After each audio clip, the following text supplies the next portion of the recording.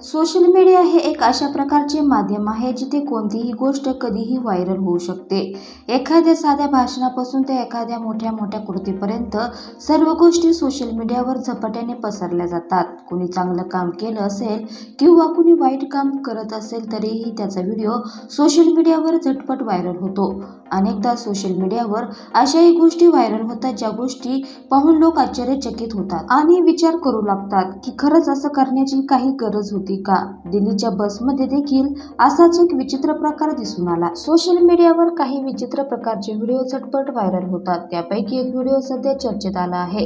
दिल्लीत बसमध्ये अचानक एका बिकनी घातलेल्या महिलेने प्रवास करण्यास सुरुवात केली।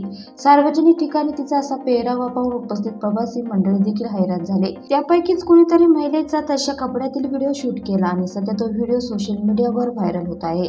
दरम्यान हा व्हिडिओ कोणत्या दिवशीचा आहे मात्र स्पष्ट झालेले नाही। व्हिडिओमध्ये काही गोष्टी स्पष्टपणे नजरेस पडतात। ती मुलगी जेव्हा बिकनी घालून बसमध्ये चढते त्यावेळी आसपास असलेले प्रवासी अस्वस्थ झाल्याचे दिसतात। महिला वर्गातील प्रवासी देखील तिच्या ह्या कृत्याने दुर्लक्ष करून दुसऱ्या बाजूला बघताना दिसतात। एक महिला तिच्याशी काहीतरी बोलण्याचा प्रयत्न करते पण पुन्हा जागेवर येऊन बसते, तर काही मंडळी चक्क मान झुकून बसल्याचेही दिसतात। हा व्हिडिओ सोशल मीडियावर फारच वेगाने व्हायरल होत आहे।